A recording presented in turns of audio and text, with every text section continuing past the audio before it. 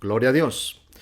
Una vez más, mis amados hermanos, los saludo en el nombre precioso de nuestro Señor Jesucristo, dando gracias al Señor por la oportunidad que nos concede a cada uno de nosotros para poder estar reunidos por medio de esta plataforma, hermanos, para compartir y meditar en la palabra del Señor. Amén. La palabra de Dios es vida, la palabra de Dios, hermanos, es medicina, la palabra de Dios es lámpara, es luz. Amén.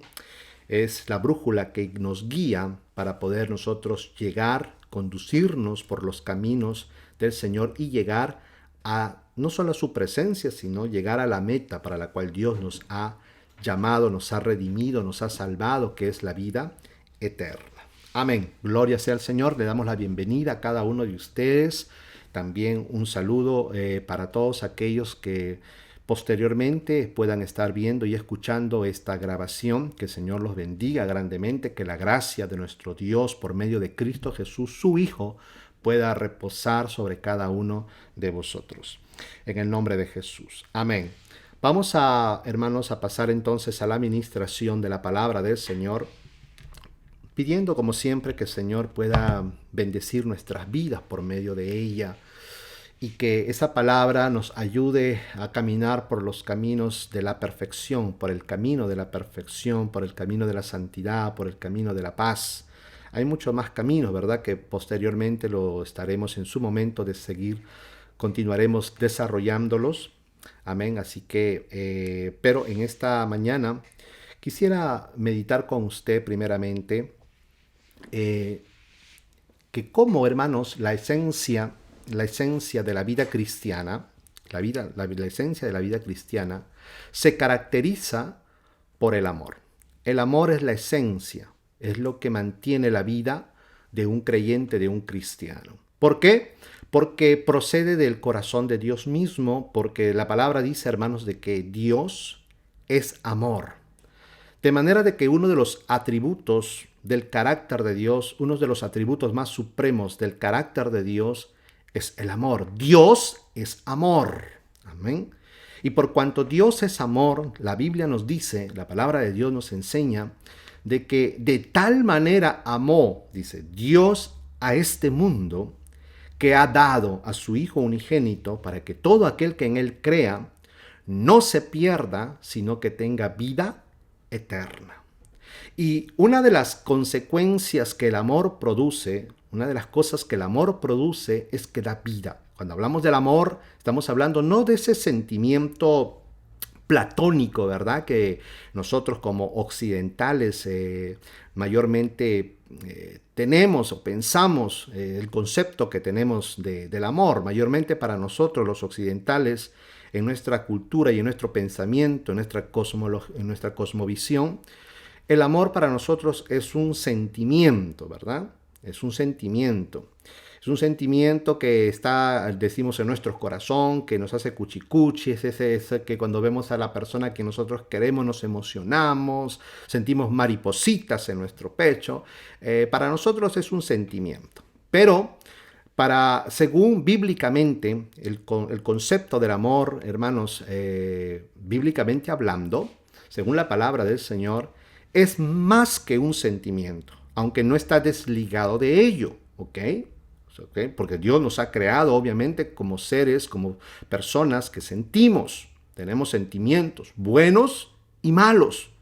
Así que el amor, hermanos, pero no solamente es un sentimiento, es mucho más que un sentimiento. El amor, de la cual las escrituras nos hablan, es la manifestación de actitudes de buscar el bienestar de los demás o en el confronto de los demás. Eso es amar. Amar significa buscar el bien de los demás.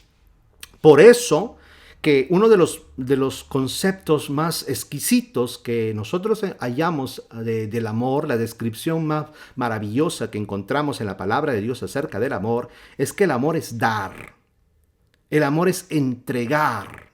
Amén. Y usted lo ha leído, 1 Corintios capítulo 13, ahí nos da una descripción de lo que es el amor. El amor, dice, no busca lo suyo, el amor no se envanece, ¿verdad? Y usted ve todas las descripciones de lo que es el amor. Entonces, el amor, hermanos, es dar. Por eso dice que de tal manera amó Dios al mundo que ha dado a su unigénito Hijo. ¿Para qué? Para que todo aquel que en Él crea no se pierda, sino que tenga vida eterna. Entonces, lo que el amor produce es vida eterna. Una de las consecuencias del amor es dar vida. Dios nos amó y por lo tanto, por medio de su amor, de una actitud que dio a su Hijo, nos dio vida. De la misma manera, hermanos, el Hijo de Dios, nuestro Señor Jesucristo, nos ha amado de tal manera que dio su vida. ¿Se da cuenta que siempre el amor se trata de dar? Entonces, el Padre dio al Hijo. O sea, el Padre dio lo que más amaba, por eso a su único Hijo, el Hijo de su amor, así como cuando Dios le pide que a Abraham, el patriarca, que sacrifique a su hijo Isaac, le dice, sacrifícame a Isaac tu hijo, tu unigénito, a quien tú tanto amas. Y usted sabe lo que Abraham estuvo dispuesto a sacrificar a Isaac como ofrenda para el Señor. Pero al final Dios pues solamente estaba probando la obediencia y la fe del patriarca, de nuestro padre en la fe, Abraham.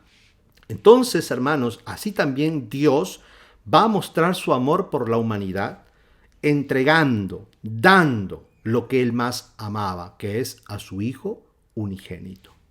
Entonces Él lo va a entregar y Cristo a su vez, el Hijo de Dios también, se entregó a sí mismo por nosotros. Por eso que el apóstol Pablo, hablando, hermanos, acerca del amor de Cristo para con los suyos, para con su iglesia, para con su pueblo, da una orden a los maridos, dice, marido, amad a vuestras esposas, así como Cristo, dice, amó a la iglesia, que se dio, se entregó a sí mismo por ella. Entonces note, Cristo se dio a sí mismo, se entregó a sí mismo por nosotros. Eso fue el amor de Cristo para con nosotros. La demostración del Padre es que entregó al Hijo lo que Él más amaba. Y la demostración del amor del Hijo para con la humanidad es que se dio Él mismo por amor a nosotros. Entonces, el amor y la consecuencia de esa entrega, el resultado de esa entrega es vida. De la misma manera, entonces, ahora que nosotros, por medio de la fe en Cristo, hemos recibido el amor de Dios y por lo tanto hemos recibido vida. Y ahora nosotros permanecemos en ese amor. Debemos permanecer en el amor de Dios. ¿Y cómo permanecemos en el amor de Dios?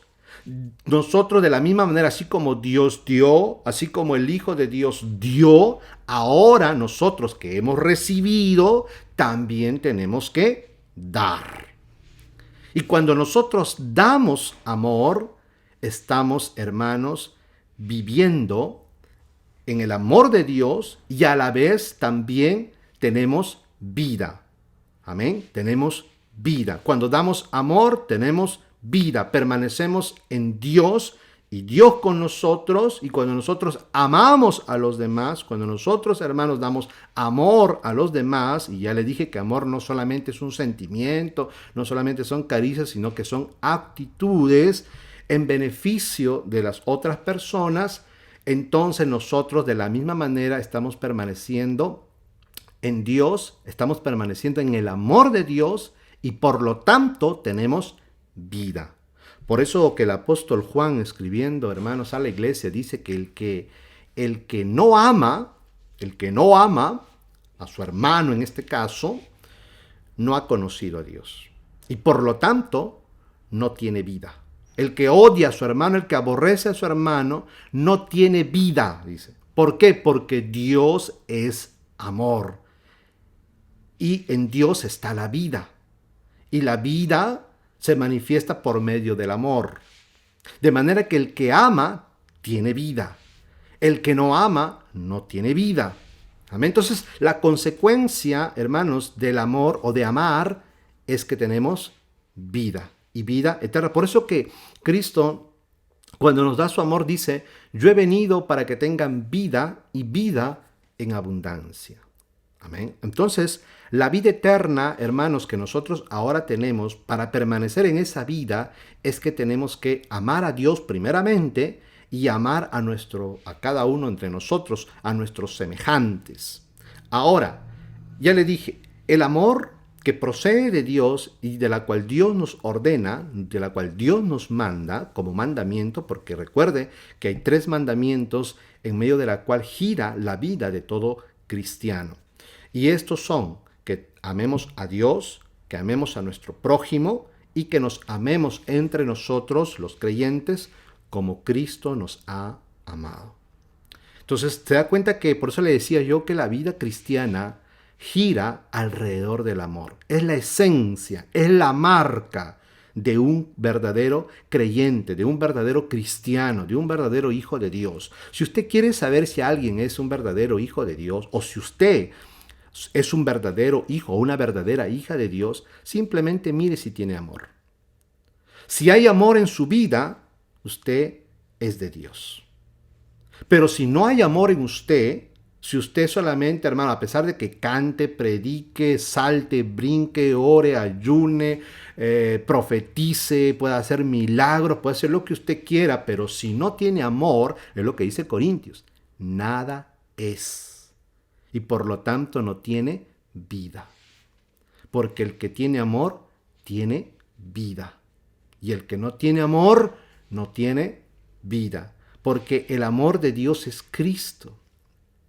Y si Cristo está en nosotros, tenemos la vida y amamos a los demás. Pero si no amamos a los demás, eso significa que no hemos conocido a Dios. Y la verdad, dice el apóstol Juan, no está en nosotros. Por lo tanto, hermanos, cuando nosotros, obedeciendo los mandamientos del Señor, amamos a Dios primeramente y también a nuestros semejantes, en ese sentido, ¿qué tenemos como recompensa? La vida. La práctica del amor, porque el amor se practica, ¿ok? El amor se practica independientemente si usted siente o no siente, por eso que es un mandamiento, por eso que nos mandan incluso a amar a nuestros enemigos, es un mandamiento, amad a vuestros enemigos. Independientemente si usted sienta o no sienta. Dios no le está preguntando si siente o no siente. Le está ordenando. Es un mandato imperativo. Ama a tus enemigos. Si amamos obedeciendo los mandamientos del Señor, entonces tenemos vida. Amén. ¿Y qué aleje que es amar? Hacer el bien a nuestros semejantes. Procurar el bienestar de nuestros semejantes. Eso es, entonces, hermanos, amar. La consecuencia del amor es la vida. Entonces, en esta mañana, quisiera, hermanos, en base a este pensamiento y a esta introducción que hemos hecho, hemos dicho que una de las consecuencias del amor es la vida. Amén. Que cuando amamos, tenemos vida. Vida eterna. Pero hay amores que no producen vida. Y es esto lo que el día de hoy vamos a analizar. Vamos a empezar tal vez algunos domingos viendo, hermanos, algunos puntos acerca de este tema que lo he titulado Amores que matan. Parece algo contradictorio, ¿verdad? Porque si hemos dicho de que una de las consecuencias de amar es que nos da vida. Tenemos vida y permanecemos en esa vida y como consecuencia recibiremos la vida eterna. Entonces, pero hay amores que no dan vida. Hay amores que matan. Entonces, es esto lo que vamos a empezar a analizar con la ayuda del Señor, hermanos, rogando que el Señor pueda darnos la sabiduría de poder entender la palabra de Dios y podamos cuidarnos de este tipo de amores que no nos producen vida, sino que nos producen muerte. Amén. Entonces vamos a analizar entonces con la ayuda del Señor cuáles son los amores que en vez de darnos vida, o sea que cuando nosotros hermanos practicamos este tipo de amor, en vez de darnos vida, nos traen muerte. En vez de darnos vida eterna, nos va a traer muerte eterna. Amén. Entonces, mire, qué interesante, hermanos. Si bien es cierto, el amor produce vida, pero hay amores que en vez de producir vida, producen muerte. Entonces, por eso, el título de este mensaje, o de esta serie de mensajes, es Amores que matan. Y vamos entonces el día de hoy a ver el primer amor que en vez de darnos vida, nos matan. Y por lo tanto, hermanos amados, tenemos que cuidarnos de no practicar y de no tener este amor que en vez de producir vida y que alcancemos la vida eterna, nos produzca muerte y muerte eterna. Entonces vamos rápidamente a ver, hermanos, el primero de ellos. El día de hoy vamos a meditar en uno, el primero de ellos. Y es el amor a uno mismo. El amor a uno mismo. El primer amor que mata es el amor a uno mismo. Y vamos a leer nuestro texto que se encuentra en la segunda epístola del apóstol Pablo a Timoteo, capítulo 3, versos 1 y 2. La segunda carta o epístola de Pablo a Timoteo, capítulo 3, versos 1 y 2. Dice la palabra del Señor: también debes saber esto, que en los postreros días vendrán tiempos peligrosos, porque habrá hombres amadores de sí mismos. Que el Señor añada bendición a su palabra. Este texto, hermanos, es muy interesante. Y he cortado ahí nada más porque es lo que nos interesa por el día de hoy. Amén. O sea, no he leído todo el verso 2 porque lo que me interesa es hasta la parte donde les he leído. ¿Ok? Vamos a leerlo de nuevo para que podamos entender claramente de lo que el apóstol Pablo le está escribiendo a su discípulo Timoteo. Timoteo, usted recuerda, es un joven pastor, amén, que acompañó a Pablo y lo dejó como obrero, como pastor o como anciano en la ciudad de Éfeso. ¿Okay? Ahí estuvo Timoteo, este joven pastor, pastoreando a la iglesia en Éfeso. Entonces Pablo, desde la prisión, él está preso por causa del testimonio de nuestro Señor Jesucristo, por causa de la palabra, del evangelio, le va a escribir 2 cartas, ¿verdad? Y en esta segunda carta o esta segunda epístola que el apóstol Pablo le escribe a Timoteo, le dice: también debes saber esto, Timoteo, que en los postreros días, y cuando habla de los postreros días, se está refiriendo a los últimos días, los días finales. Amén. Y usted sabe que los días finales comenzó desde la primera venida de nuestro Señor Jesucristo. Cuando Cristo Jesús vino, hace 2000 años aproximadamente, ahí, hermanos, el reloj de Dios comenzó a moverse y a dar, diríamos así, en el reloj de Dios, la cuenta regresiva de los últimos minutos que le queda a la humanidad.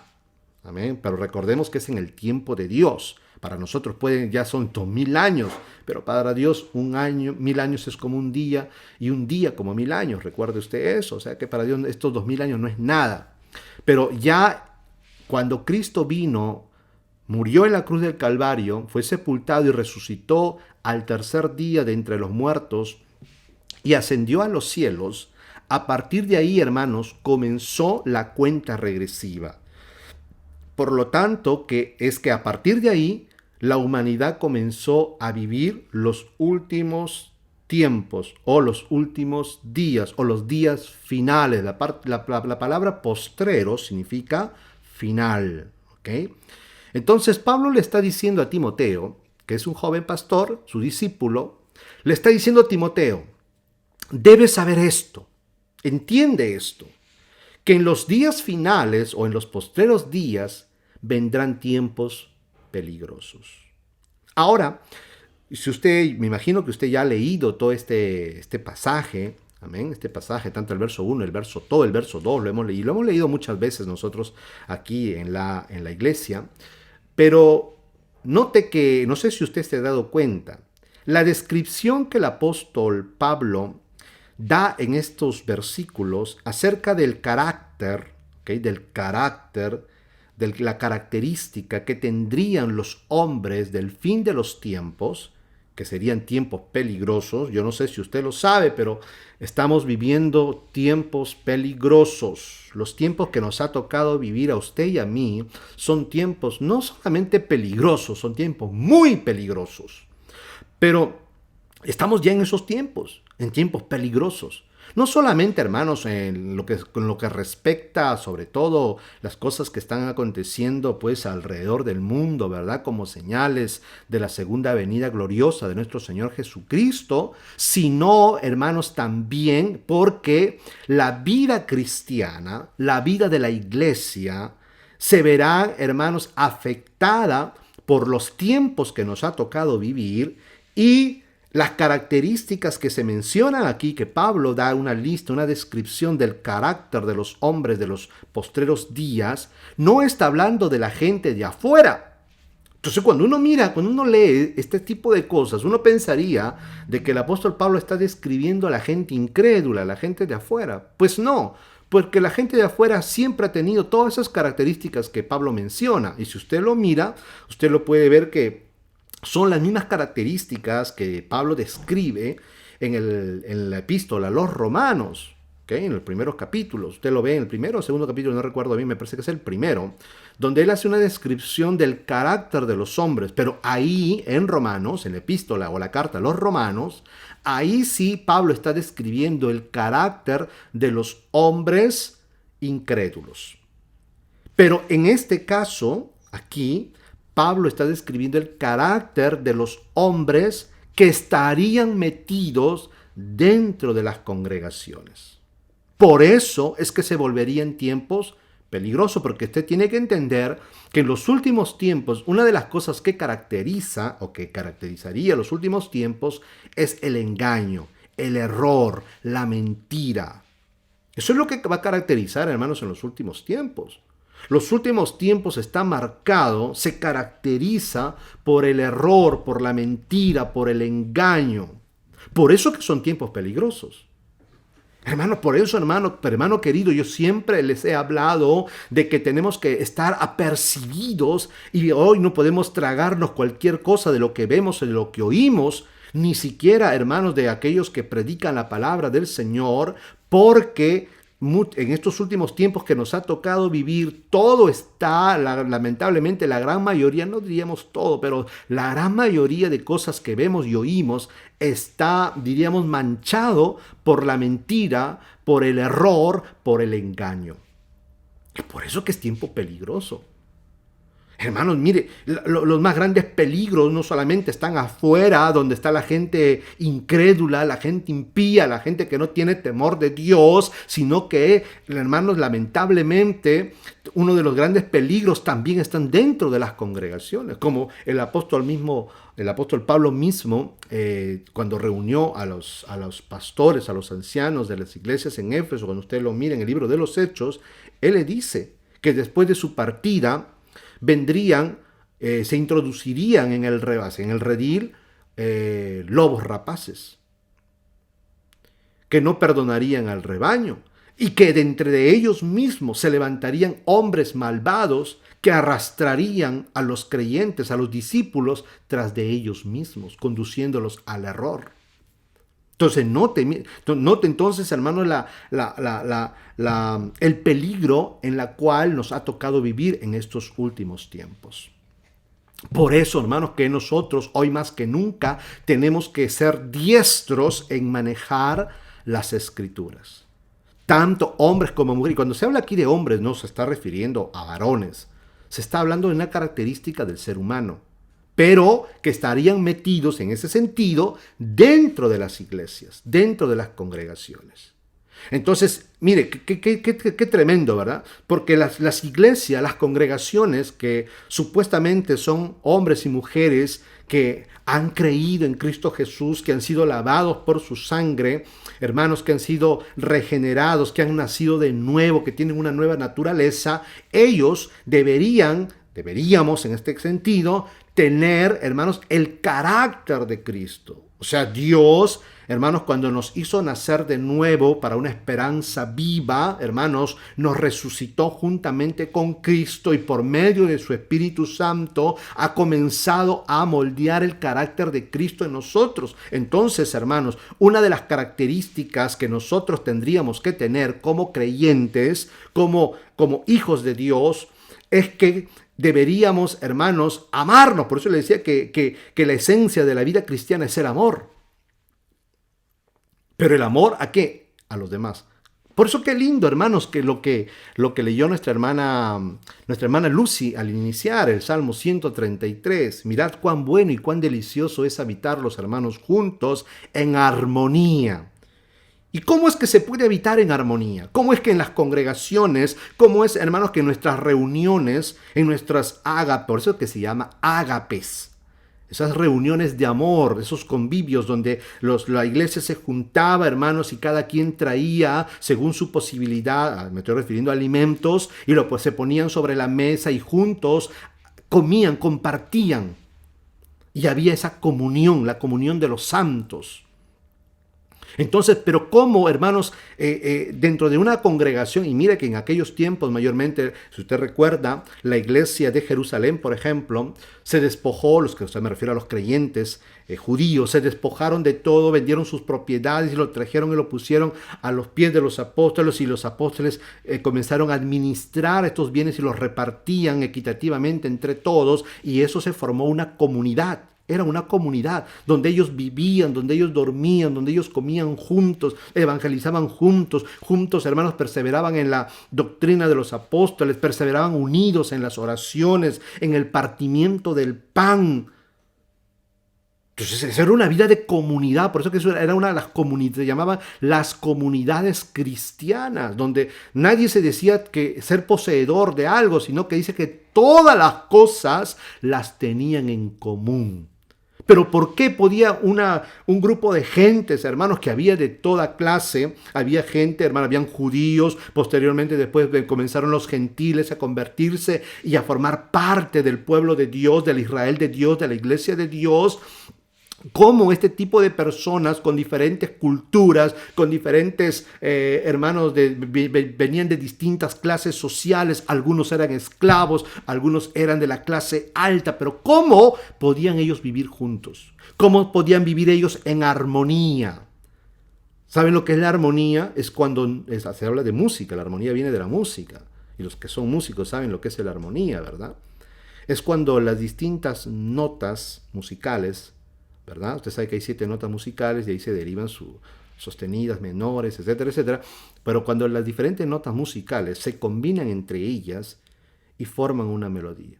O sea, la combinación de esas notas es la armonía. Pueden estar juntas para poder producir una hermosa melodía. ¿Ok? Son distintas, la do es distinta de la mi es distinta de la sol y así sucesivamente, pero entre ellas se juntan, se combinan, se van a amalgamar la una con la otra y van a producir una hermosa melodía. Suenan armónicas, no suenan, hermanos, desafinadas, que como algo que molesta al oído, sino muy por el contrario, se combinan de tal manera que producen un sonido exquisito y maravilloso. Pero ¿cómo puede suceder eso? ¿Cómo pueden, hermanos, un grupo de gente poder convivir juntamente y estar en armonía? A pesar de sus distintas diferencias raciales, culturales, sociales. Tal era así, hermanos, la iglesia del principio. Imagínense usted de que, por ejemplo, miren, dentro de la sociedad, dentro de esa sociedad, por ejemplo, existía la esclavitud, usted lo sabe, ¿verdad? En aquellos tiempos existía la esclavitud. Aún dentro del pueblo de Dios existía la esclavitud, la servidumbre. Y mire, por ejemplo, dentro de lo que era la sociedad, por ejemplo, un, un esclavo se convertía al Señor, que conocía al Señor, oía el Evangelio y se convertía a Cristo. Y luego también por ahí también se convertía su amo. Entonces tanto el amo como el esclavo habían creído en Cristo, en un mismo Señor, y juntos iban a congregarse. Juntos se congregaban, el amo y el esclavo. Y en muchas comunidades cristianas se iban juntos el amo y el esclavo, y cuando llegaban a la congregación, el esclavo era el pastor. O sea, el esclavo había sido llamado por Dios, en algunos casos, para ser el obispo, el pastor de esa comunidad, en la cual también estaba su amo. Y podían estar juntos, y vivían en armonía. Entonces, ¿cómo podían ellos estar en armonía? Porque se amaban los unos a los otros.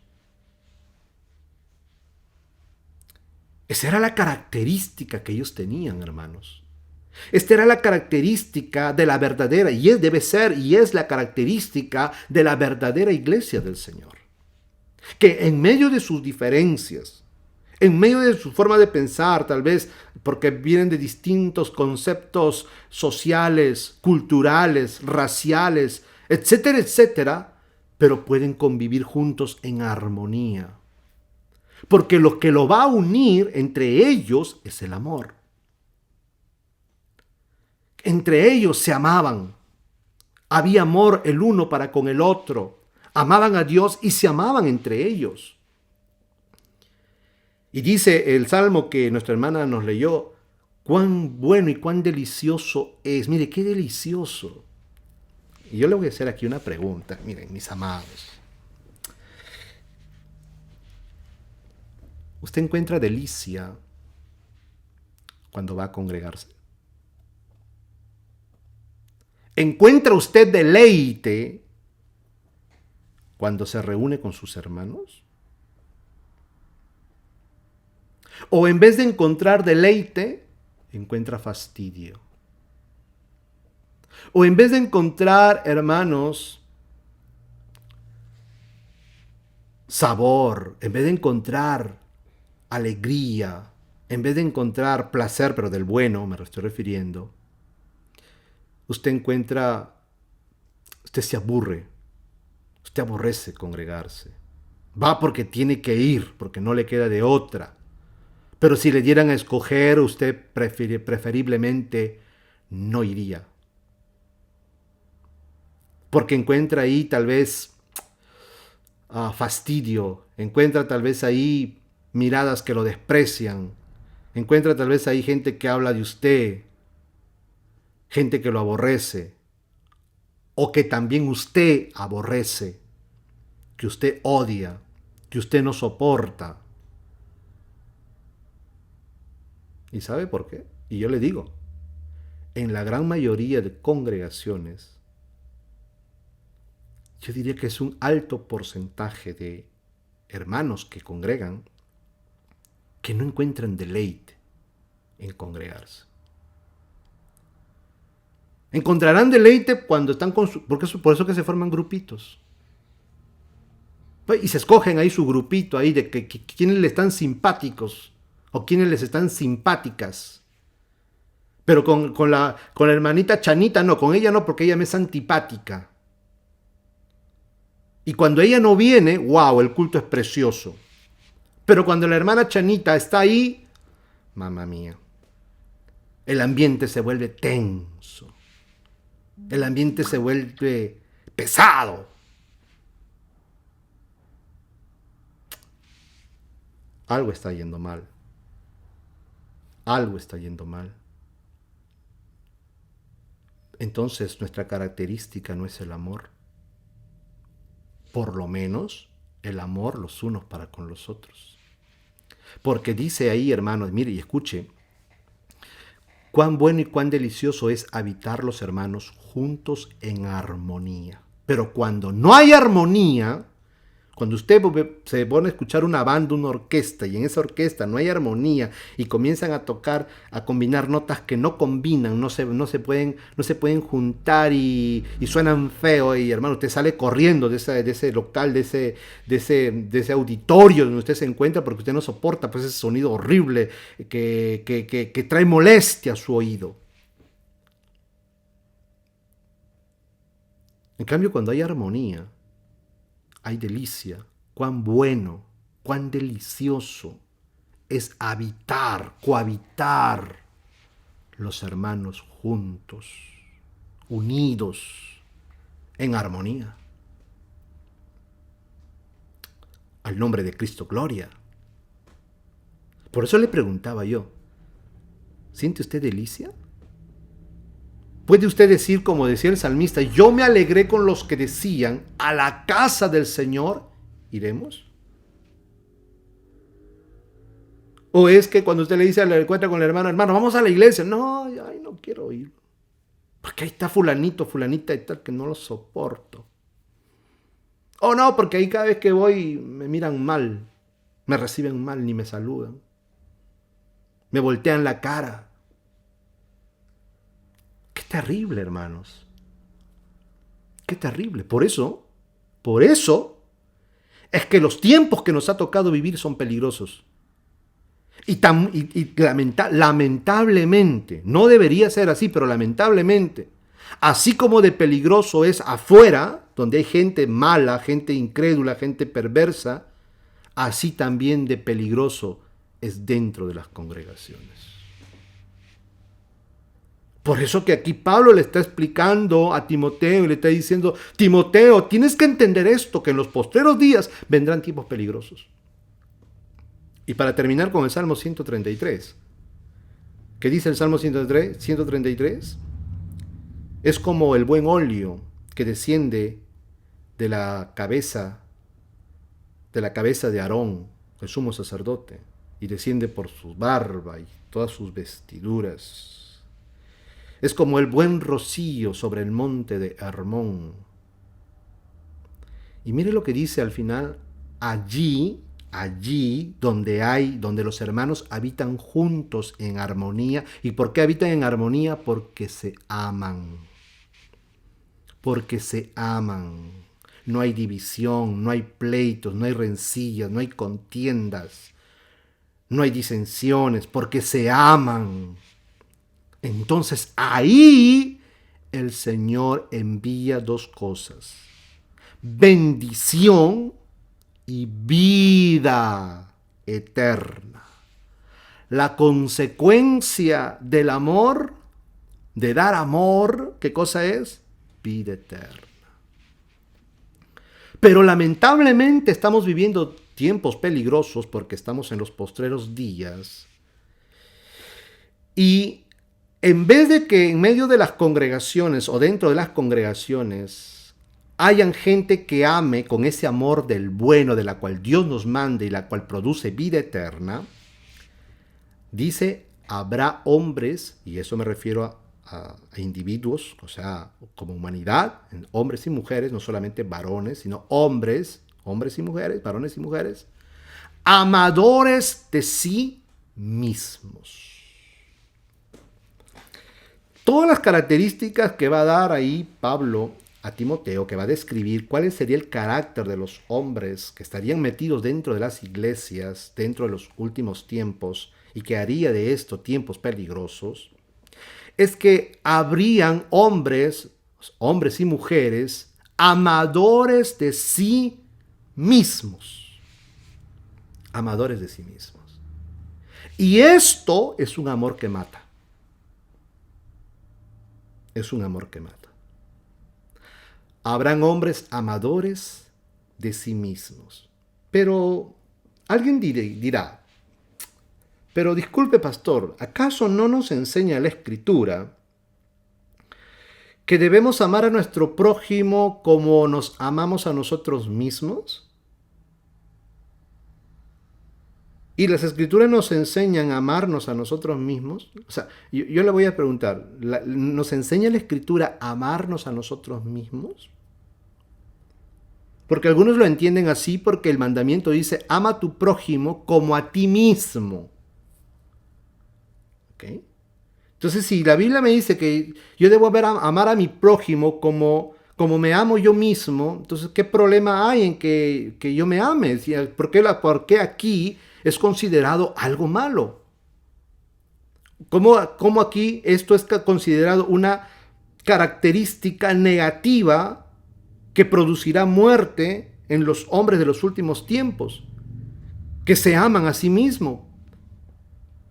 Y de ahí, hermanos, mucha gente y pastores, yo lo he escuchado en muchas prédicas, y usted lo puede escuchar en muchas prédicas ahí en YouTube, por ejemplo, que están enseñando a las iglesias, están enseñando a los creyentes que nosotros no podemos amar a los demás si primero no aprendemos a amarnos a nosotros mismos. Oiga eso. Ahora entiende usted por qué se han vuelto tiempos peligrosos. Ahora la enseñanza, hermano, y mire, para que usted no dude, búsquelo. Hay un montón de enseñanzas y libros que nos enseñan, que están enseñando a las iglesias, prédicas, mensajes, que están enseñando a las congregaciones, a los creyentes dentro de las iglesias cristianas.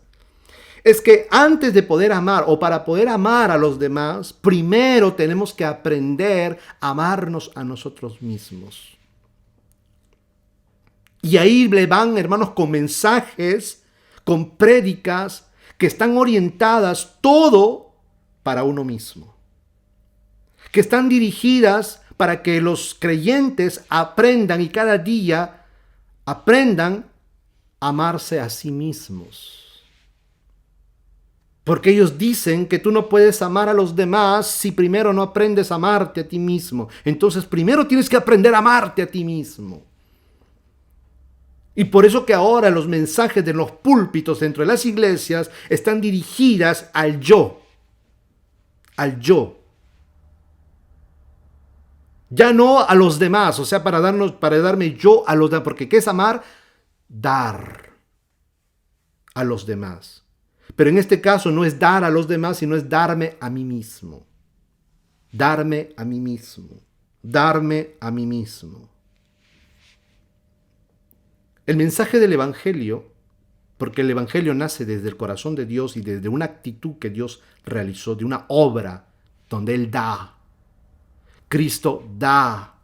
Y nosotros que ahora hemos recibido a Cristo y hemos recibido el amor de Dios, podemos dar. Pero ahora el mensaje en las iglesias no es dar, sino que es date a ti mismo. Aprende a amarte. Y ahí está el evangelio de la prosperidad, el evangelio de descubre el campeón que hay en ti, y todo está dirigido en ti, tú. Oiga el engaño. Y no solamente, y hermanos, eso es un concepto mundano. Usted puede ver, busque por ejemplo ahí, ponga en Google, ponga amarme a mí mismo. Y ahí le van a salir un montón de pensamientos y de reflexiones que primero usted tiene que aprenderse a amarse a sí mismo. Aprenderse a amarse a sí mismo, amarse a sí mismo, amarse a sí mismo. Entonces, mire, vamos a ver cuál es el significado que el apóstol Pablo utiliza para describir a los hombres que estarán dentro de las iglesias en los últimos tiempos, o en los tiempos postreros, o en los días postreros, que harán de esos tiempos tiempos peligrosos. Y para decir amadores de sí mismo, el apóstol Pablo usa la palabra filautos. Filautos. ¿Qué significa? Que se ama a sí mismo. También significa egoísta, amador de sí mismo. Filautos significa un amor entonces egoísta, relativo a un excesivo amor por sí mismo, egocéntrico. La palabra ego es yo. Es una palabra, la palabra cuando se habla del ego. La palabra ego es una palabra griega que quiere decir yo. Cuando una persona es egocéntrica, es que está centrada en sí mismo, está centrada en su yo. Por eso que ese es el mensaje que se están dando hoy en las iglesias, ya no es cristocéntrico. Y cuando es cristocéntrico, todos nosotros los demás, como si estuviéramos agarrados de las manos unos a otros, giramos alrededor de Cristo. Ahora no, ahora los mensajes de los púlpitos, hermanos, que se están dando en las iglesias, es donde el centro del mensaje es el individuo. Eres tú. Tú mereces que Dios te ame, tú mereces que Dios te bendiga, tú mereces que Dios te dé, tú mereces que Dios te haga rico, tú mereces que los demás te quieran. Tú. Amor egoísta. Amador de sí mismo significa un amor egoísta. Por eso que ese amor mata. ¿Por qué? Porque no va de acorde al mensaje del Evangelio. El mensaje del Evangelio no es que te ames a ti mismo, y le voy a explicar por qué, sino que es amar a los demás, a Dios primeramente y amar a los demás. Pero cuando viene esta descripción de Filautos, que es amarse a sí mismo, que es un amor egoísta, que es un amor centrado solamente en mí mismo, y se hace egocéntrico. El significado de egoísmo. ¿Qué es egoísmo? Como egoísmo se denomina la actitud de quien manifiesta un excesivo amor por sí mismo y que solamente se ocupa de aquello que es para su propio interés y beneficio. Oiga eso. O sea, solo se ocupa se ocupa de todo aquello que es para su propio interés y beneficio, sin atender ni reparar en las necesidades de los demás. O sea, a él no le interesa ni procura el bienestar o en suplir las necesidades de los demás, sino que él se ocupa en procurar su propio beneficio, su propio interés. Si hace algo es porque tiene que sacar un beneficio para sí mismo. Si hace algo es porque hay un interés para él mismo. La palabra como tal proviene del latín ego, que significa yo. Por eso cuando una persona tiene el ego muy elevado, el yo muy elevado, orgulloso. Y se compone con el sufijo ismo, que indica la actitud de quien solo manifiesta interés por lo propio. El egoísmo también puede reconocerse en todas aquellas acciones realizadas por interés personal, para provecho propio y sin mirar en las necesidades, opiniones, gustos o intereses de los demás. Los actos así realizados pueden calificarse de egoístas. De ahí que muchas versiones traducen de la manera correcta, mientras que la Reina Valera del 60 nos traduce hombres amadores de sí mismo, la Arcas Fernández, por ejemplo, traduce los hombres se volverán egoístas. La Biblia al Día traduce la gente estará llena de egoísmo. Y la Nueva Traducción Viviente traduce, pues la gente solo tendrá amor por sí misma. Y aquí está el detalle. Aquí está el detalle. Mire, la Nueva Traducción Viviente traduce, pues la gente solo tendrá amor por sí mismo. ¿Qué dice el mandamiento? Nos está enseñando la Escritura que nosotros debemos amarnos a nosotros mismos. ¿Es eso lo que nos enseña la Escritura? Veamos qué es lo que dice Levíticos capítulo 19, verso 18. Dice, no te vengarás ni guardarás rencor contra los hijos de tu pueblo. Escuchen, no te vengarás ni guardarás rencor. Guardar rencor contra los hijos de tu pueblo, sino que amarás a tu prójimo como a ti mismo. Yo, Yahweh. Qué interesante, ¿verdad? Con esto nos está enseñando la palabra de Dios que tenemos que amarnos primero nosotros mismos y para poder después aprender a amar a los demás. Mire, hermano, usted no tiene que aprender a amarse usted mismo, porque usted ya se ama a sí mismo. El amarse a uno mismo es algo innato, natural en todo ser humano. ¿Ok? Todo ser humano, por naturaleza, se ama a sí mismo. Por eso usted come, pues. 3 veces al día. Algunos un poco más, pero mínimo 3 veces al día. ¿Y por qué come? Porque usted se ama. Usted se cuida. Dice el apóstol Pablo, nadie jamás aborreció su propio cuerpo, sino que lo cuida y lo protege. ¿Por qué usted se viste? Porque usted, hermanos, trabaja. Porque usted se levanta y se baña, aunque sea una vez a la semana. ¿Por qué se peina? ¿Por qué se arreglan las mujeres? Porque se aman a sí mismos. Es algo natural. Usted no tiene que aprender eso. Es algo natural. El ser humano por naturaleza busca su bienestar. Y la Biblia no nos está enseñando que no busquemos nuestro bienestar. ¿Okay? Aunque para eso trabajemos, pero es Dios quien al final nos da todas las cosas que nosotros necesitamos. Suple todas nuestras necesidades. Pero nosotros no tenemos que afanarnos en buscar solamente, y ahí está el detalle, solamente su propio beneficio, su propio bienestar. Porque esa es la naturaleza humana. Yo hago todo para mí, solo para mí, solo para mí, y hago esto porque tengo que sacar un beneficio para mí, y esto porque esto me va a traer buenos resultados para mí, todo para mí. No.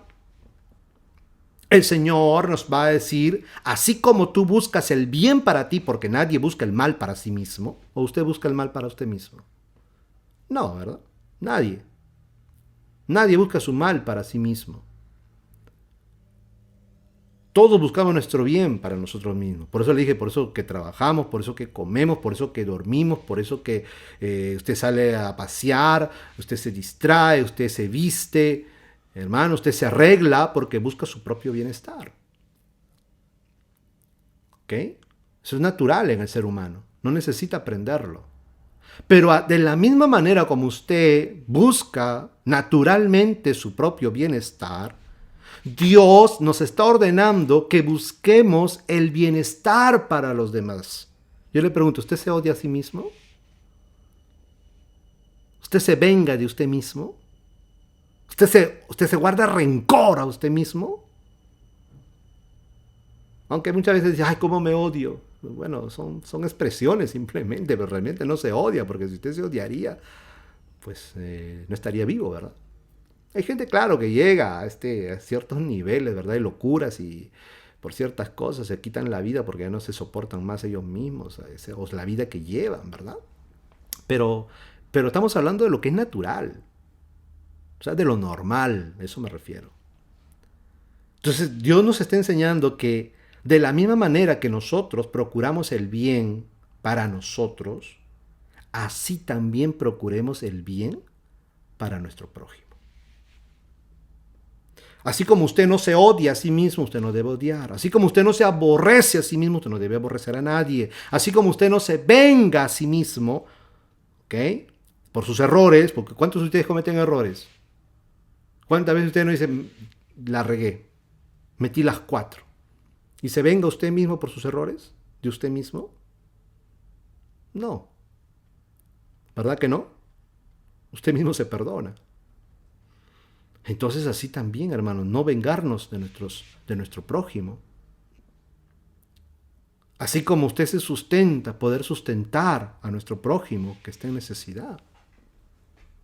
Entonces la Biblia no nos está enseñando que tenemos que aprender a amarnos. No, usted no necesita aprender a amarse porque eso es natural en usted y en cualquier ser humano. También dice Levíticos 19, 33 al 34, cuando algún extranjero habite contigo en vuestra tierra, no lo oprimiréis, como a un nacido entre vosotros os será el extranjero que resida con vosotros, lo amarás como a ti mismo, porque extranjero fuisteis en la tierra de Egipto, yo Yahvé vuestro Dios. ¿Te acuerdas cuando estabas en Egipto? Le está diciendo a Israel. ¿Te acuerdas cómo eras esclavo y cómo te oprimían? ¿Te gustaba? No. Pues así tampoco haréis con los extranjeros que habiten en medio de ti. O sea, trata a los demás como quieras que a ti te traten. Simple. Haz con los demás como tú quieres que los demás hagan contigo. Eso es amar. A su nombre, gloria. Al nombre de Cristo, gloria. Entonces, mire. Pero ¿cuál es el peligro de amarse a sí mismo? Cuando viene, hermanos, ese deseo excesivo de un amor hacia uno mismo. Porque esa va a ser la característica de los hombres de los últimos tiempos. Amadores de sí mismos o egoístas. Gente que solamente va a pensar solo en ellos. Entonces, cuando nosotros pensamos solo en nosotros, no nos va a importar el resto, primeramente. No nos va a interesar los demás. Lo que me importa es estar yo bien. ¿Qué me importa si los demás están mal? Lo importante es estar bien yo. Lo importante es que yo tenga comida en abundancia. No me interesa si los demás tienen o no tienen. Lo importante es que yo tenga. Lo importante es que yo me vista bien. No me interesa si los demás se visten bien o no se visten bien o están andando desnudos. No me importa. Y lo terrible, hermano, que cuando se desarrolla un amor hacia uno mismo, es el principio de todos los males. ¿Por qué? Porque cuando uno comienza a amarse a sí mismo, y ya le dije qué cosa es amar, darse. Dar, es dar, ¿verdad? En este caso, amarse a uno mismo es darse a uno mismo. Darse a uno mismo. Darse a uno mismo. Es un deseo incontrolado de darse a uno mismo. Lo que uno quiere, lo que uno le gusta, lo que uno anhela. Y cuando se convierte, hermano, una persona egoísta, se vuelve un creyente egoísta, cuando un creyente se vuelve amador de sí mismo, no le va a interesar o no le va a importar qué es lo que tenga que hacer para poder alcanzar o adquirir aquello que quiere. No le va a importar. Si tiene que lastimar a alguien, no le va a importar. Si tiene que matar a alguien, no le va a importar. No le va a importar. ¿Por qué creen? Miren, le voy a hacer una pregunta. Los ladrones, por ejemplo. Antes por lo menos te asustaban con un cuchillo. Hoy te meten un balazo por un celular, por unas zapatillas. ¿Por qué cree usted que lo hacen? ¿Por qué creen? Porque son amadores de sí mismos. Ven a un individuo con unas zapatillas que a ellos les gusta o que pueden obtener una ganancia vendiendo esas zapatillas, van y se lo arrebatan. Y si tienen que matarlo, lo van a matar, porque no les interesa el bienestar de ese individuo.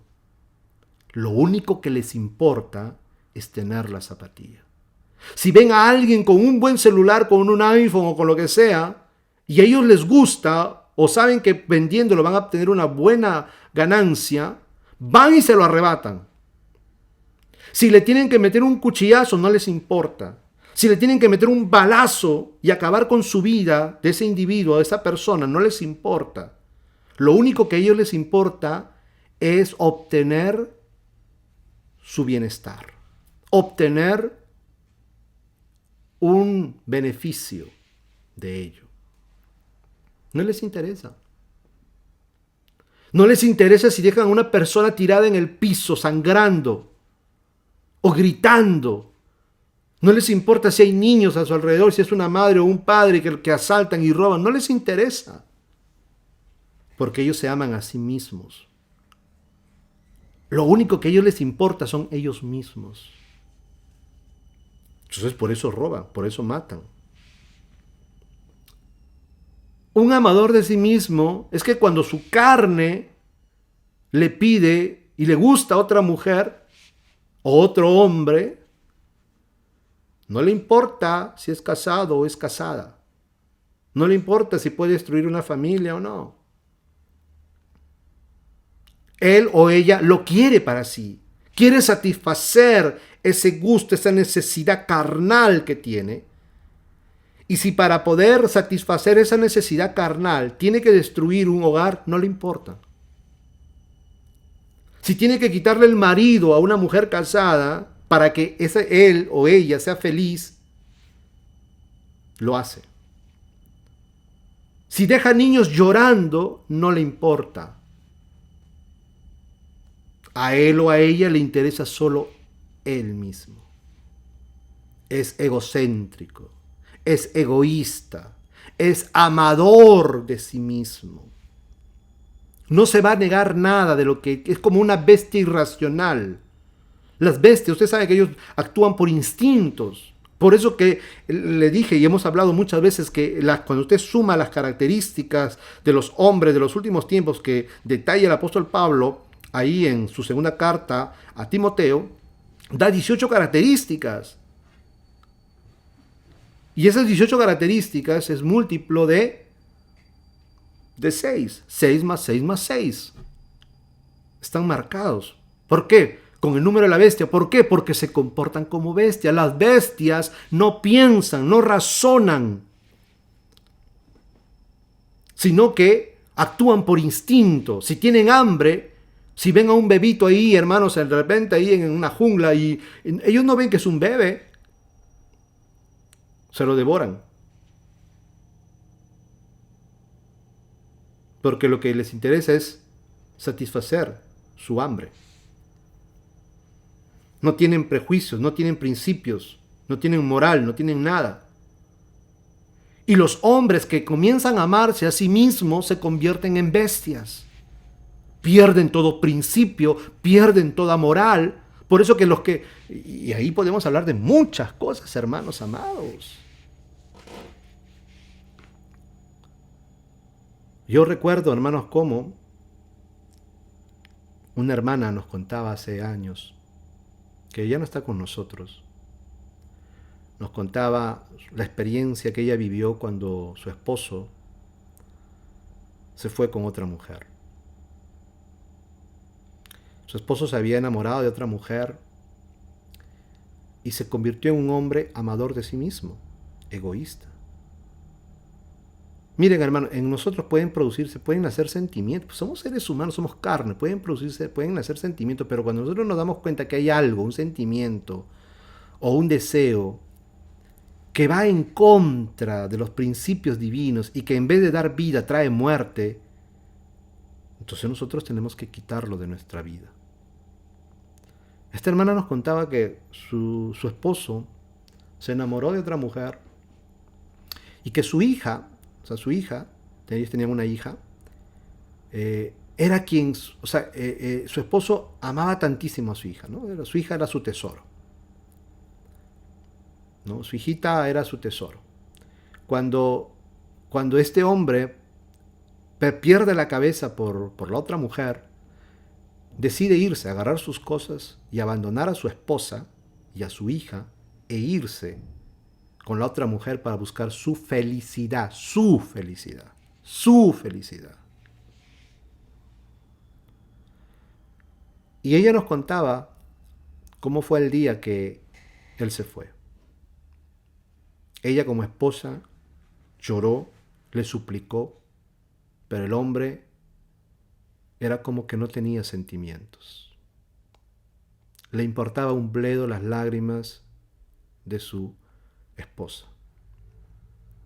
Pero dice ella, nos contaba, lo más terrible y la tristeza más grande que sentí fue que mi hija, su hija, a quien ella tanto amaba, su papá, y su papá era su hija, nuestra hija era su reina, su todo. Mi hijita de 8 años, tenía 8 años cuando él se fue, le lloró, le gritó, le rogó, se abrazó de sus pies para que él no las dejara. Y no le importó ni la súplica, ni el llanto, ni los gritos, ni el sufrimiento de su propia hija. A él lo que le importaba era él, ser feliz él. Y si para ser feliz tenía que destrozar la vida de su hija, lo iba a hacer. ¿Por qué? Porque era un amador de sí mismo. Era un egoísta. Y se fue. Y esa escena, nos contaba la hermana, destruyó la vida de su hija. Y eso marcó la vida de su hija. Y seguramente cuántos casos habremos podido ver nosotros. Por eso que hay mujeres que abandonan a sus hijos por un hombre, porque buscan su felicidad. Hay mujeres que soportan que se meten con otros hombres teniendo hijos o hijas y soportan que esos hombres malvados golpeen y hasta abusen sexualmente a veces de sus propios hijos y lo soportan. Porque lo único que a ellas les interesa no son ni sus hijos, les importa solamente ellas. Ser felices, entre virgoletes, ¿verdad? Porque esa no es la verdadera felicidad. Entonces, hermanos, mire, cuando uno se ama a sí mismo, uno es capaz de lo que sea. Si tienes que traicionar a alguien, traicionas. Si tienes que acuchillar a alguien, acuchillas. Si tú eres amador de sí mismo para alcanzar un puesto de trabajo o para alcanzar el puesto que tu amigo o tu amiga tiene, y tú piensas en ti mismo, si tienes que tenderle una trampa, si tienes que hacerle caer mal, si tienes que, hermanos, qué sé yo, traicionarlo, lo vas a hacer. Porque lo único que te importa no es ni tu amiga ni tu amigo, sino te importa solamente a ti mismo. Es por eso que gente por dinero incluso, por querer obtener una ganancia de sí mismo, son capaces de cualquier cosa. Entonces mire, cómo de esta actitud, de este amor que es mortal, porque es un amor que mata, y ese amor te mata a ti mismo y destruye a los demás también, obviamente. Matas a otras personas, les matas la felicidad a tus hijos, les matas la felicidad a tu esposa, a tu esposo, matas la felicidad a tu prójimo, matas muchas cosas, pero al final te produce la muerte. Ese amarte a ti mismo, ese amor excesivo, ese egoísmo, que no te interesa a los demás, sino que para alcanzar tu bienestar eres capaz de lo que sea. Sin importar si vas a lastimar, sin importar si vas a destruir, sin importar si vas a matar a otra persona, no te importa. Solo lo que te importa es obtener tu propio beneficio. Y de ahí se originan todos los males. Si tienes que mentirle a alguien, hermanos, para poder alcanzar tu objetivo, tu deseo, lo haces. Si tienes que engañar, engañas. ¿Por qué creen, hermanos, que cuando los hombres les gusta una chica y lo único que quieren es satisfacer sus apetitos carnales, sexuales, les prometen de todo? Si tienen que jurar, si tienen que prometer, si tienen que... no saben qué hacer, y todo eso es mentira, y les prometen que nunca las van a dejar, y les prometen que se van a casar, y les prometen que esto, y luego cuando obtienen lo que quieren, las dejan. No cumplen ni una palabra de lo que prometieron, porque lo único que querían era satisfacer su deseo carnal. Y son capaces de cualquier cosa. Entonces, hermanos amados, hermanos en el Señor, mire, ya nos fue la hora.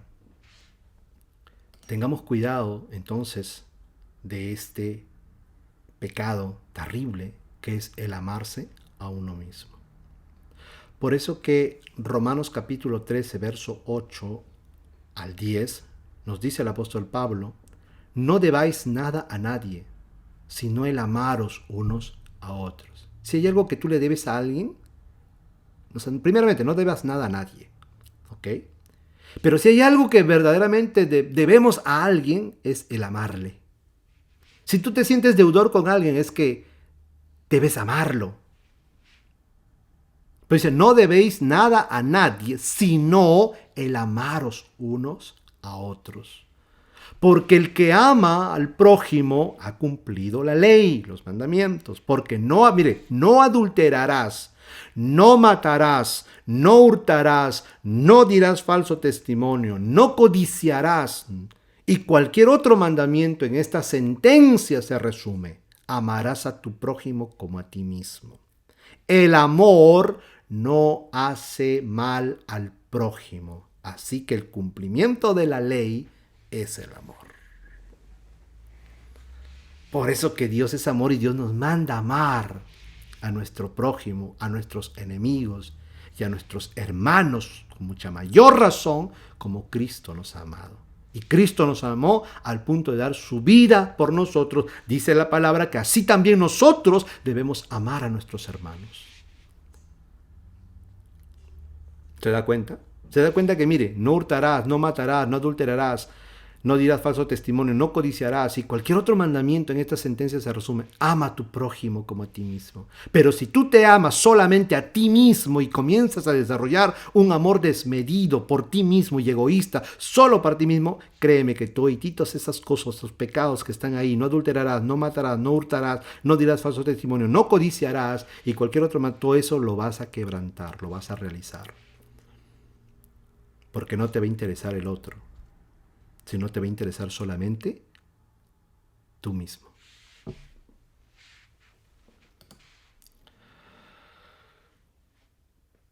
Isaías 58:7, cuando habla del ayuno agradable al Señor,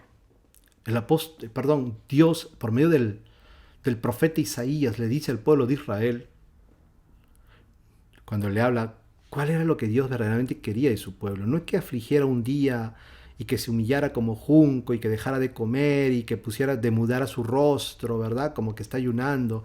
No, dice, el ayuno que el Señor le agrada y el ayuno que el Señor quiere, le dice, no es que partas tu pan con el hambriento y a los pobres errantes albergues en casa, que cuando veas al desnudo lo cubras y no te escondas de tu hermano. ¿Qué cosa es amar? Eso es amar. Dar. Procurar el bienestar de los demás. Procurar el bienestar de aquel que no tiene. Suplir la necesidad del hambriento. Albergar a aquel que no tiene casa. Cubrir al desnudo. Y no escondernos cuando un hermano está en necesidad. Entonces el Señor dice, entonces brillará tu luz, le dice el Señor. Aleluya. Por eso, mis amados, mire, dice Efesios capítulo 4 dice, en el verso 28, describiendo cuáles son las características de los justos, de los redimidos, de los santos, Pablo dice, el que hurtaba o el que robaba, no hurte más. ¿Y quién es los que robaban? Ya les dije, los que se amaban a sí mismos. Entonces Pablo dice, el que hurtaba no hurte más, sino que trabaje haciendo con sus manos lo que es bueno. ¿Y para qué va a trabajar? Antes robaba para sí mismo, sin importarle si tenía que acuchillar, matar o hacer sufrir a otra persona. No le importaba. Pero Pablo dice ahora que trabaje con sus manos lo que es bueno para suplir su propia necesidad. Amén. Amén. Bueno, ahora dejó de hacerlo el malo, ahora tiene que trabajar con sus manos, pero para cubrir su propia necesidad. Pero miren lo que Pablo dice. El que hurtaba no hurte más, sino trabaje, haciendo con sus manos lo que es bueno, para que tenga que compartir con el que padece necesidad. Aleluya. Qué tremendo. ¿Se da cuenta? O sea que la Biblia no sé, si se hubiera quedado el que antes hurtaba, ahora trabaje con sus manos y procure pues su propio bienestar y enriquezcase a sí mismo, ¿verdad? Y trabaje duro y rómpase el lomo hasta que construya su casa de 10 pisos o tenga con piscina, con ascensor, lo que usted quiera. No, sino que Pablo dice que trabaje y haga lo que es bueno con sus manos para que tenga que compartir con el que padece necesidad. Qué tremendo. Entonces la Biblia nos enseña a amarnos a nosotros mismos. No, porque eso es natural. Eso no nos lo tienen que enseñar. Ansi, más bien lo tenemos que tratar de despojar más bien de esas cosas. A su nombre, gloria. Qué lindo es el Evangelio, hermanos. Primera de Juan 3, 17 al 18 dice, pero el que tiene bienes de este mundo y ve a su hermano tener necesidad y cierra contra él su corazón, ¿cómo morará el amor de Dios en él? Hijitos míos, no amemos de palabra ni de lengua, sino de hecho y en verdad. Entonces, ¿se da cuenta? Si alguno tiene bienes, tiene su trabajito, y ve a un hermano tener necesidad y cierra contra él su corazón, o como dice Isaías, se esconde de su hermano, ¿cómo morará el amor de Dios en él? ¿Por qué? Porque se está amando solamente a sí mismo. Entonces, hijitos míos, no amemos de palabra solamente, ni de lengua. Ay, hermanito, hermanita, qué lindo. No, amemos de hecho, en hechos y en verdad. Amén, a su nombre, gloria. Gloria a Dios. Entonces, mis amados, miren, quiero terminar solamente con esta reflexión, con esta conclusión. ¿Qué le sucederá a los que solo se aman a sí mismos? ¿Qué le sucederá a los que se aman a sí mismos? ¿Qué le sucederá? Vamos a verlo. Mateo capítulo 25, verso 41 en adelante dice, usted recuerda, ¿verdad? En el contexto dice, cuando venga el Hijo del Hombre en su gloria y en la gloria con sus santos ángeles, se sentará en su trono de gloria y pondrá a las naciones delante de él. Pondrá a su derecha las ovejas y en su izquierda los cabritos. ¿Verdad? Le dice a los de la derecha, venid benditos de mi Padre, y heredad del reino preparado para vosotros desde la fundación del mundo, porque tuve hambre y me disteis de comer, tuve sed y me disteis de beber, forastero y me recibisteis, desnudo y me cubristeis, en la cárcel y me fuisteis a ver, enfermo y me visitasteis. Mas ellos le respondieron, Señor, ¿cuándo te vimos hambriento, sediento, desnudo, forastero, enfermo? Y el Señor dijo, por cuanto lo hiciste a uno de estos pequeños que en mí cree, a mí me lo hiciste.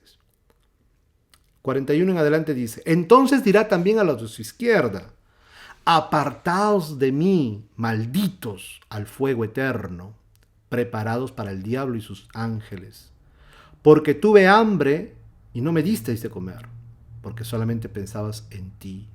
Tuve sed y no me disteis de beber.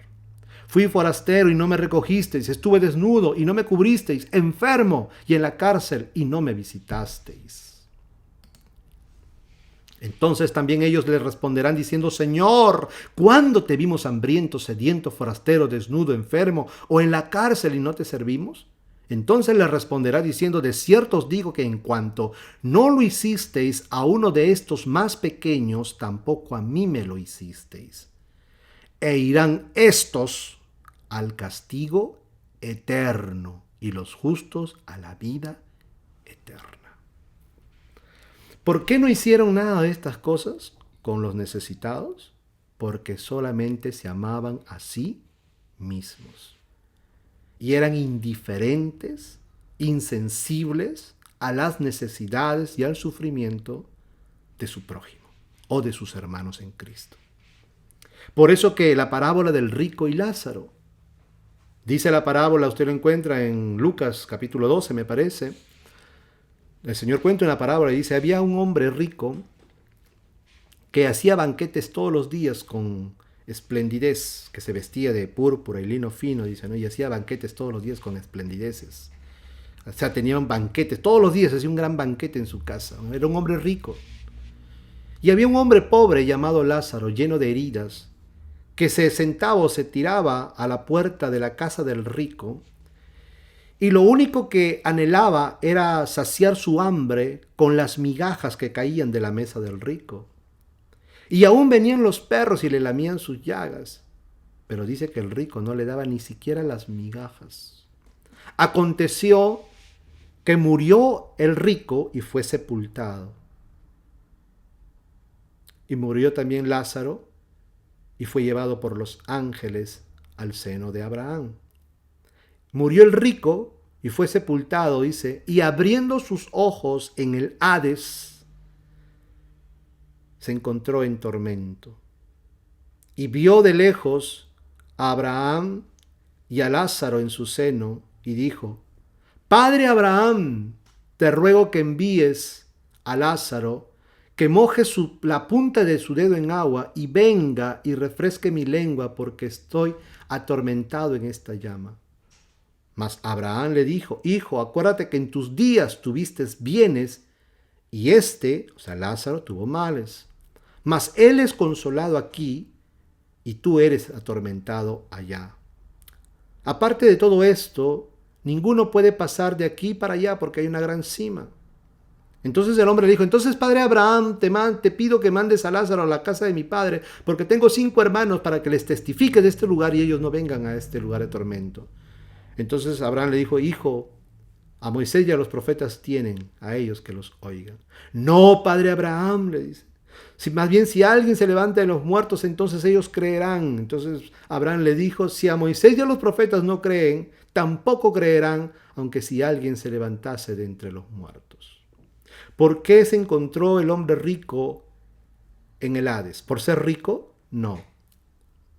Porque fue indiferente a la necesidad y al sufrimiento de su hermano, de su prójimo. Lo veía ahí tirado en la puerta, lleno de llagas, solamente deseando saciar su hambre con las migajas. Ni siquiera quería un pan, quería las migajas que caían, el bríchole, que caían de la mesa del rico. Y no le daba.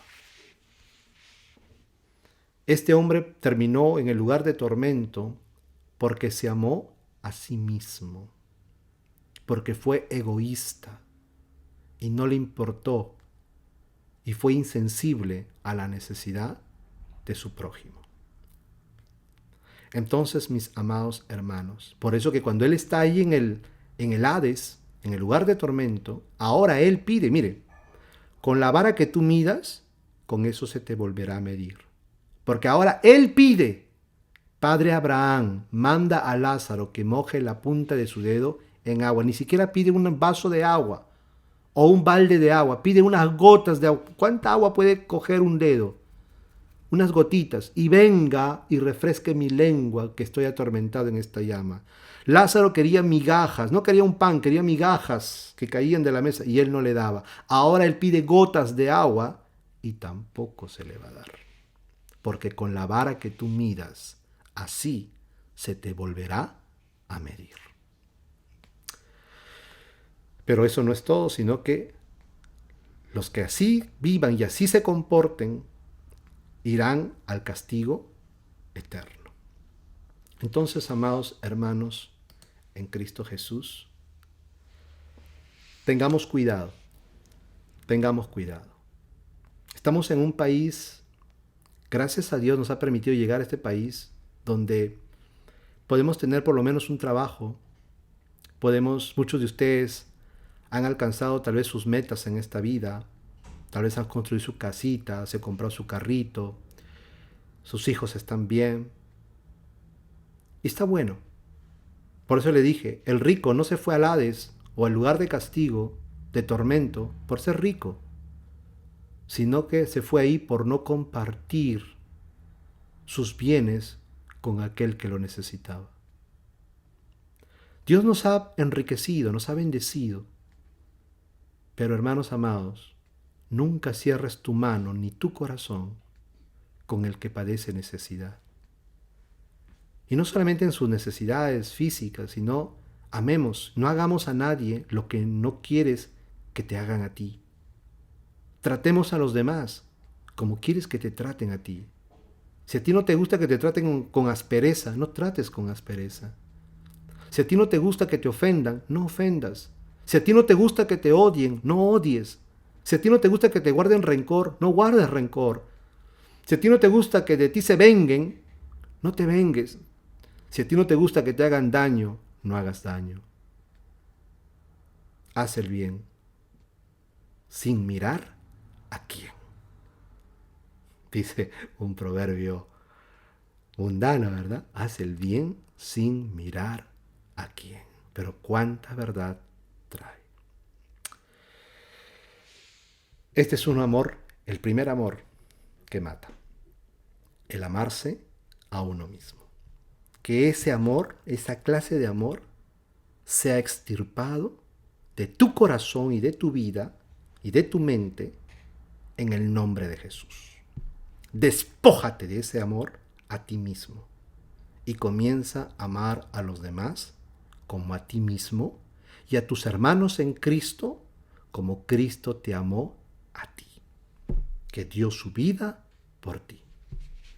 Que el Señor te bendiga todos los días de tu vivir y derrame su amor en tu corazón. Que Dios me los bendiga.